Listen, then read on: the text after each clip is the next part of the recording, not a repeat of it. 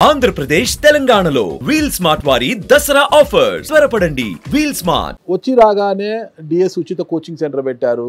ఎవరు ఎవరు అధికారంలో ఉన్నా కూడా కళ్యాణదుర్గం పట్టణంలోని ఈ డ్రైనేజ్ వ్యవస్థను పట్టించుకున్న పాపాలు పోలేదు. ఫస్ట్ మీరు దాన్ని తీసుకుని దాన్ని ప్రక్షాళన చేస్తున్నారు. అన్ని విషయాల్లో చొరవ తీసుకుని అవినీతి అనే మాటకు ఆస్కారం లేకుండా చేస్తున్నారు. ఇంత చేసినా ఎక్కడో క్యాడర్లో కొంత అసంతృప్తి ఉంది అని వినపడ్డాను.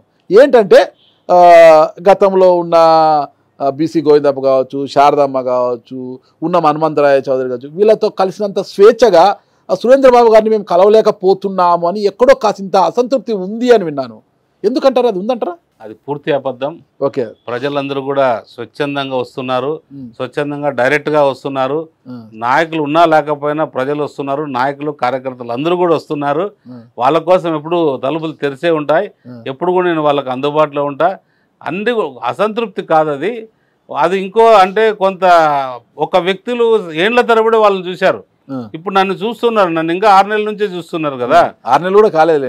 6 నెలలు కూడా కాలేదు అంటే ఎన్నికల్లో 3 నెలలు, తర్వాత 3 నెలలు అనుకుంటే కూడా 6 నెలలు అవుతుంది. నన్ను చూస్తూ ఉన్నారు. ఇప్పుడు నన్ను ఇంకా వాళ్ళు గుర్తించేదానికి, కొంతమంది ఎవరైనా గుర్తించేదానికి కొంత సమయం పడుతుంది. కాబట్టి ఎవరు కూడా నా మీద వ్యతిరేకత అనేది ఉండదు. కొంత నాయకుల్లో ఏదైనా ఉంది అనుకునేదానికి కూడా అవకాశం లేదు. నేను వాళ్ళ కడుపు కొట్టిన ఏదైనా తింటా అంటే కదా వాళ్ళకి. అలాంటి ఆరోపణలు ఎక్కడ లేవు. నేను ప్రత్యక్షంగా చాలా మందికి ఫోన్ చేసి అడిగాను. ఎక్కడ కూడా అవినీతి అనేది లేదు. అధికారులందరికీ కూడా స్ట్రిక్ట్గా చెప్పారు, ఏ ఒక్కరు కూడా డబ్బులు సంపాదించుకొచ్చి మాకు ఇవ్వాల్సిన పని లేదు, మీ పనులు మీరు చేయండి, మీరు డబ్బు తీసుకోవద్దండి, మాకు డబ్బు తెచ్చి ఇవ్వద్దండి అని ఖచ్చితంగా చెప్పారని చాలామంది చెప్పారు. అయితే ఒక్కటే ఏంటంటే, మాకు కాస్త అందుబాటులో తక్కువ వాళ్ళ అల్లుడు బామర్దులు వాళ్ళే చూసుకుంటున్నారు, నాయకులంతపై వాళ్ళని వెళ్ళి కలవాలంటేనే కాస్త ఇబ్బందిగా ఫీల్ అవుతున్నారు అనేది అయితే ఒక ఆరోపణ అయితే వినిపిస్తుంది. చాలా మంది ప్రజలు వస్తుంటారు, ప్రజల పరిష్కారం చేయాలి, ప్రజల సమస్యల పరిష్కారం చేయాలి. పరిష్కారం చేయాలంటే నా అల్లుడు రూపంలో ఉండొచ్చు, మా నాయకుల రూపంలో ఉండొచ్చు, సమస్య పరిష్కారం కావాలి అక్కడ. ఆ సమస్య పరిష్కారం చేయడంలో నా తరపున నేను ఎంతో బిజీగా ఉన్నప్పుడు నా తరపున వాళ్ళ దగ్గర ఉండి పరిష్కరిస్తారు. లేకుండా మీ దృష్టికి ఏమైనా మా వాళ్ళు ఏదైనా అవినీతి చేసినట్టు మీ దృష్టికి ఏమైనా వచ్చిందా? అది లేదులేండి. అవినీతి చేసినట్టు నా దృష్టికి వచ్చినా వాళ్ళని ఎవరిని కూడా మనం క్షమించే ప్రసక్తే లేదు. ప్రజలకి ఎప్పుడు కూడా సర్వీస్ చేయడానికే మనం ఉన్నాం తప్ప వేరే రకం కాదు. ఇక్కడ భైరవంతిప్ప ప్రాజెక్ట్ నుంచి జీడిపల్లి రిజర్వ్ వరకు దాదాపు 90 కిలోమీటర్లు ఏమో ఉంటుంది. అదంతా కూడా ల్యాండ్ అక్విజిషన్ కింద గతంలో భూసేకరణ చేపట్టారు. అదంతా కూడా రాళ్ళు కూడా పాతి పెట్టారు అదంతా కూడా. అది కానీ కాలక్రమేణా ఆడంతా ఎదుగుతో మొత్తం కూడా రాళ్ళన్నీ కూడా భూమిలో కలిసిపోయాయి, కొన్ని మాయమైపోయాయి, రాళ్ళు కలిసిపోతే ఇప్పుడు రైతులంతా కూడా మళ్ళీ దాన్ని సాగు చేసుకుంటున్నారు. అయితే మీరు వచ్చిన తర్వాత మళ్ళీ హద్దులు నిర్ణయించి రాళ్ళు పాతించారు అంటున్నారు. కానీ రైతుల్లో కొంత అపోహ ఏమంటే, అప్పటికన్నా కొంత భూమి ఎక్కువ పోయినట్టుగా ఉంది అన్న అపోహలో ఉన్నారు. ఇదంతా కూడా ఇరిగేషన్ అధికారులతో సంప్రదించి చేశారా, అలాంటి ఎమ్మెల్యే గారే చేశారా? ఇది కరెక్ట్ కాదు.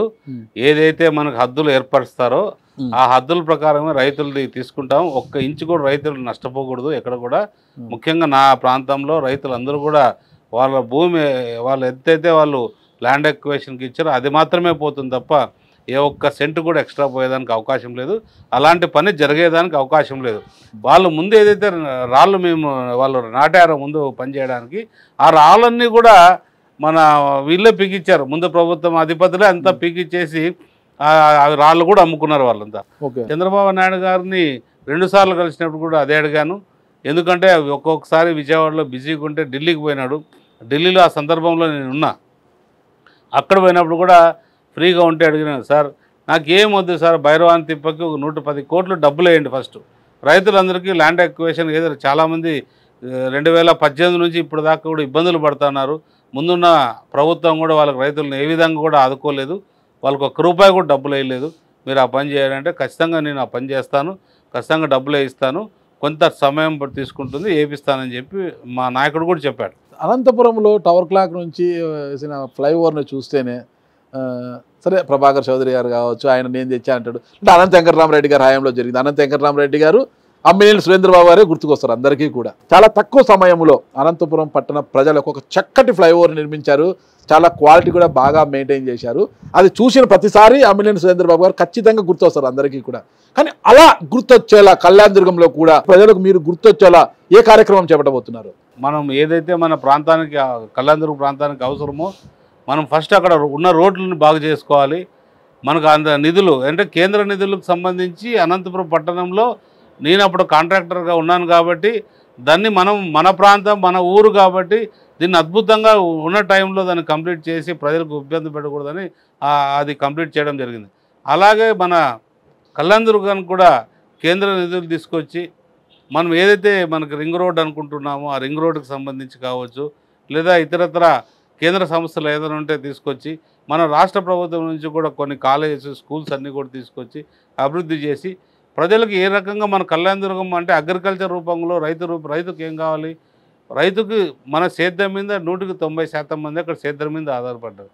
వాళ్ళందరికీ కూడా ఏదో రకంగా ఉపయోగపడేటట్టు అంటే డ్రిప్ ఇరిగేషన్ కావచ్చు, తుంపర సేద్యం కావచ్చు, లేకపోతే ట్రాక్టర్ సంబంధించిన వాళ్ళకి రైతులు దున్నుకోవడానికి ఇత్తుకోవడానికి ఇవన్నీ కూడా పరికరాలు కావచ్చు, ఇవన్నీ సమకూరిస్తే అంతకన్నా రైతులు ఆనందపడే రోజులు ఉండవని నేను అనుకుంటున్నాను. మొత్తం మీద తీసుకుంటే కళ్యాణదుర్గం నియోజకవర్గంలో ఇంకా ఎలాంటి అభివృద్ధి కార్యక్రమాలకు శ్రీకారం చుట్టబోతున్నారు మీరు?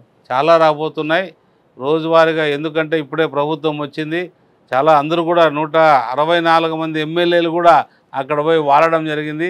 మేము అభివృద్ధి కావాలి, మేము కొంత సమయం పడుతుంది కేటాయించేకి అందరికి కూడా, నాయకులకు కూడా వాళ్ళు కొంత సమయం తీసుకొని మన ప్రాంతానికి కూడా అందరూ కూడా వచ్చే ఏర్పాటు కూడా చేసుకుంటా నాయకులు అందరూ మంత్రులను కూడా సంప్రదిస్తున్నాం, ముఖ్యమంత్రి గారిని సంప్రదిస్తున్నాం, పవన్ కళ్యాణ్ గారి దగ్గర కూడా వెళ్ళి ఎందుకంటే ముఖ్యంగా మాకు పవన్ కళ్యాణ్ గారితోనే ఎక్కువ పని ఉంటుంది. ఆయన అడుగుజాడల్లో కూడా మేము కూడా నడవాలి. పవన్ కళ్యాణ్ గారు నిధులు ఎంత బాగా ఇస్తే మా ప్రాంతం అంత అభివృద్ధి అవుతుంది. రోడ్లు లేవు అంటే ప్రతి గ్రామంలోకి సంబంధించి ఏ ఒక్క రోడ్డు కూడా సరిగ్గా లేవు. అంటే ప్రజలు తీవ్రంగా ఇబ్బంది పడతా ఉండేది తాగునీటి సమస్య, రోడ్లు ప్లస్ సాగునీటి, 3 కూడా తీవ్రంగా ఇబ్బందులు ఉన్నాయి.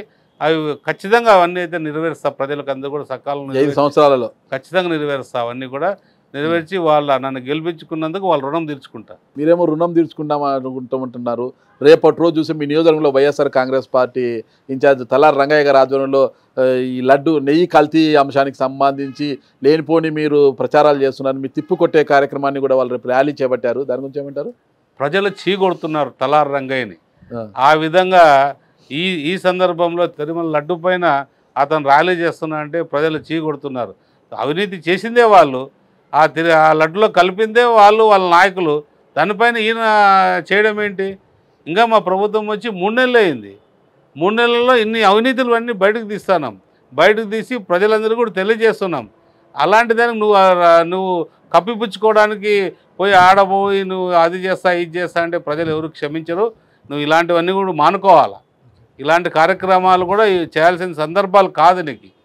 నువ్వు ఏదైనా ఉంటే ఇంకా అభివృద్ధి మీద మాట్లాడుకుందాం, ఊరుకోరు పోటీ పడదాం. నేనేం చేయాలా, నువ్వేం చేస్తున్నావు అని నన్ను అడుగు, దానికి సమాధానం చెప్పుకుందాం, ఊరుకోరు. అంతే తప్ప లేనివన్నీ నిజంగా అవినీతి జరిగిన దాని మీద నువ్వు నానా రచ్చ చేయడం కూడా ప్రజలతో నువ్వు కొట్టుకునే రోజులు కూడా వచ్చాయని నేను తెలియజేస్తున్నాను.